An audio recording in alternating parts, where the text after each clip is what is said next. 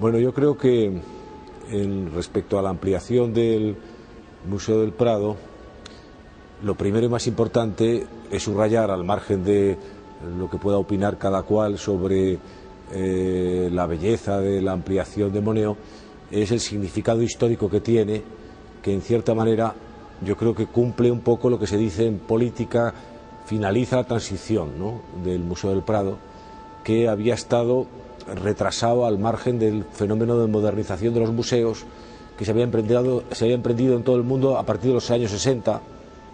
en función de un fenómeno que nos sorprendió a todos, que es de repente el turismo cultural de masas. Y el Museo del Prado no reaccionó a tiempo. De hecho, las primeras actuaciones de climatización se acaban en los años 80, cuando ya había 20 años de retraso, y el Museo del Prado, más que no estar disponible para presentar sus famosos tesoros ocultos, que es un misterio indescifrable, en realidad lo que no estaba capacitado era para rendir un servicio público. No podía recibir de mala manera, como ha estado haciendo hasta ahora, a máximo 2 millones de visitantes al año, cuando realmente podría duplicar y triplicar esa cifra, ¿no? Hay que tener en cuenta que el Louvre recibe a 15 millones ya. Entonces, el Museo del Prado en este momento, por primera vez en su historia, se pone un poco en la capacidad de rendir el servicio público que las circunstancias sociales, económicas, políticas y culturales le demandan, ¿no? Yo creo que eso es lo esencial. Yo creo que esta ampliación resuelve ese tema, que era un tema gravísimo, ¿no? Para que un público no versado se pueda, en terreno de magnitudes, darse cuenta, el Prado se ha realmente cuadruplicado en cuanto a posibilidades. Tiene literalmente 4 edificios donde solamente tenía uno, y además, naturalmente, esa superabundancia de espacio añadido lo que permite es un poco racionalizar todo su funcionamiento. Luego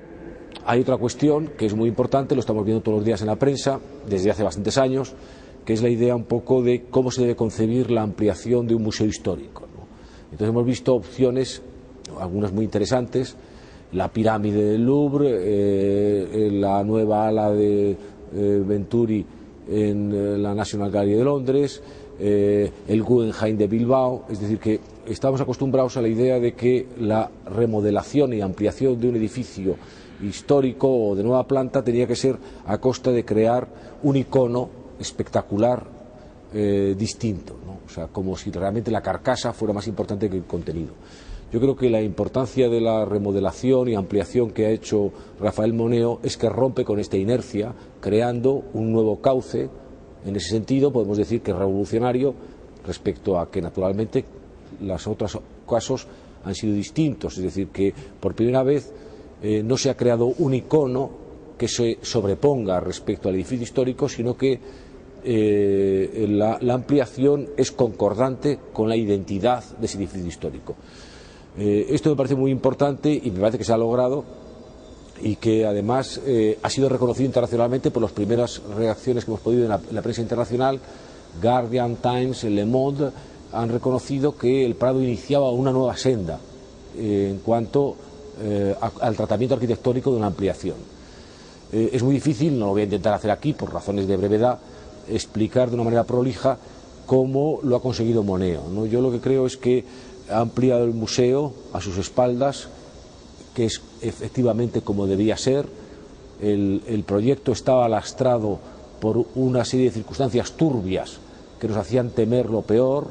en el sentido de que procedía de un concurso internacional fallido, mal planteado, después un reconcurso selectivo que tampoco satisfizo, ¿no?, a la inquietud, la ansiedad de la gente respecto a lo que podía ser el futuro Prado, que fue nombrado Moneo. Oíamos periódicamente polémicas en los medios que se iba a romper con la identidad del barrio en el que se coge la ampliación, el famoso claustro de los Jerónimos que iba a ser dañado, los Jerónimos que iba a quedar mal, luego también el vecindario que estaba descontento, luego peleas del propio arquitecto con el secretario de Estado en un momento determinado. Todo eso era muy inquietante. Sin embargo, es un ejemplo de lo que dice el refrán castellano, que Dios escribe recto con renglones torcidos, ¿no? porque efectivamente el resultado, yo creo, desde mi punto de vista, es magnífico. Es magnífico por lo que he dicho antes, porque inicia una nueva senda en cuanto al tratamiento de la ampliación de museos, distinta de la que era habitual y muy dudosa, ¿no?, de crear un poco una arquitectura espectáculo. Yo creo que la solución de Moneo no solamente resuelve los problemas funcionales del Museo del Prado, sino que realmente cohexiona todo el barrio de los Jerónimos con el Museo del Prado. Es decir, no se ha perdido el claustro, esto está a la vista, yo estoy hablando desde él,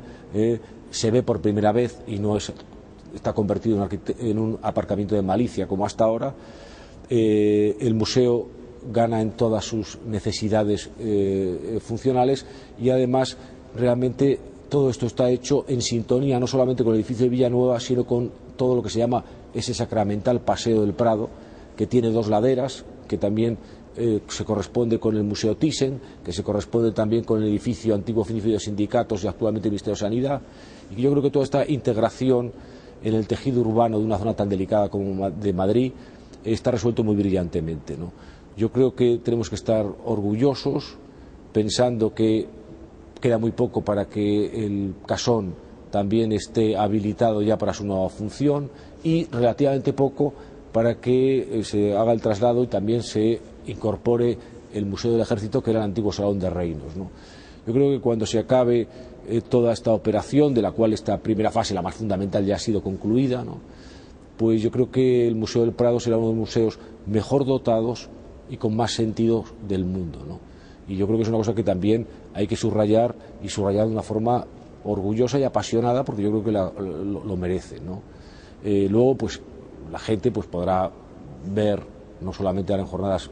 abiertas, ¿no?, cómo es los entresijos de esa arquitectura interior, sino que lo verá un poco rindiendo los servicios que le corresponde. Pero mi pronóstico, que tampoco en el fondo tiene que tener mucho de carta astral, porque está un poco cantado, es que el Museo del Prado va a duplicar el número de visitantes, la gente va a hacer la visita mucho mejor,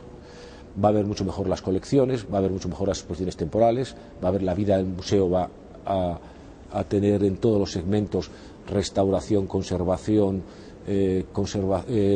oficinas, va a tener todo un mejor desahogo y rendimiento, y yo creo que pues